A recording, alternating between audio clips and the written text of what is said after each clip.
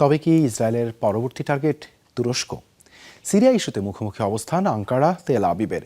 সম্প্রতি ইদলিবের সীমান্তবর্তী ঘাঁটিতে বিমান হামলা চালিয়ে এরদোগান প্রশাসনকে কড়া বার্তা দিয়েছে নেতানিয়াহু বাহিনী। এদিকে সিরিয়ার সার্বভৌমত্ব প্রশ্নে কোনো ছাড় নেই বলে পাল্টা হুঁশিয়ারি তুরস্কের। ভৌগোলিক কারণে তুরস্ক ও ইসরায়েলের মাঝে সিরিয়ার অবস্থান হয় মূলত এই পরিস্থিতি।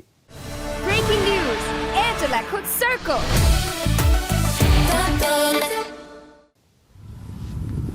সিরিয়ার ইদলিব প্রদেশের আল দুহুর এয়ারবেস তুরস্ক সীমান্ত থেকে যার অবস্থান মাত্র ৭০ কিলোমিটার দূরে। সম্প্রতি সংবেদনশীল এই স্থাপনায় ৮ দফা বিমান হামলা চালায় ইসরায়েল। ক্ষতিগ্রস্ত হয় রানওয়ে, স্টোরেজ ফ্যাসিলিটি সহ কয়েকটি ভবন।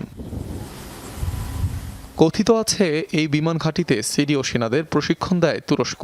এমনকি সম্প্রতি সেখানে আঙ্কারার একটি সামরিক প্রতিনিধি দলও ভ্রমণ করেছে বলে অভিযোগ ওঠে, যা অস্বীকার করেছে এরদোগান প্রশাসন। বাস্তবতা হলো সিরিয়ার দীর্ঘদিনের গৃহযুদ্ধে ব্যাপক ক্ষতির কারণে ২০১৩ সাল থেকে আল দুহুর ঘাঁটি আর ব্যবহার হয় না।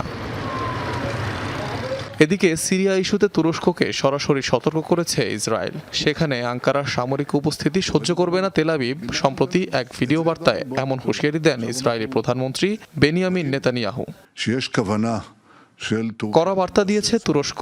সিরিয়ার সার্বভৌমত্ব রক্ষার দৃঢ় সংকল্প তুরস্কের বলে জানিয়েছে প্রতিরক্ষা মন্ত্রণালয়। সিরিয়ার সার্বভৌমত্ব ও অখণ্ডতা রক্ষা এবং দেশটির স্থিতিশীলতা নিরাপত্তা অর্জনে আমাদের প্রচেষ্টা ও অবদান দৃঢ় সংকল্পের সাথে অব্যাহত থাকবে। ইসরায়েলের কর্মকাণ্ডের বিরুদ্ধে আরও সুনির্দিষ্ট ও কার্যকর ব্যবস্থা গ্রহণের মাধ্যমে আন্তর্জাতিক আইন এবং মানবিক মূল্যবোধ সমুন্নত রাখা আন্তর্জাতিক সম্প্রদায়ের জন্য অপরিহার্য। ভৌগোলিক অবস্থানগত কারণে সিরিয়া মূলত ইসরায়েল ও তুরস্কের মাঝে বাফার অঞ্চল হিসাবে কাজ করে। এজন্য সিরীয় ভূখণ্ডে যে কোনো পরিবর্তন চিন্তার কারণ হয়ে দাঁড়াতে পারে তেল আবিব, আঙ্কারার জন্য। তবে ন্যাটো সদস্য তুরস্কের সাথে মার্কিন মিত্র ইসরায়েল আদৌ সংঘাতে জড়াবে কিনা তা নিয়ে রয়েছে অনেক প্রশ্ন।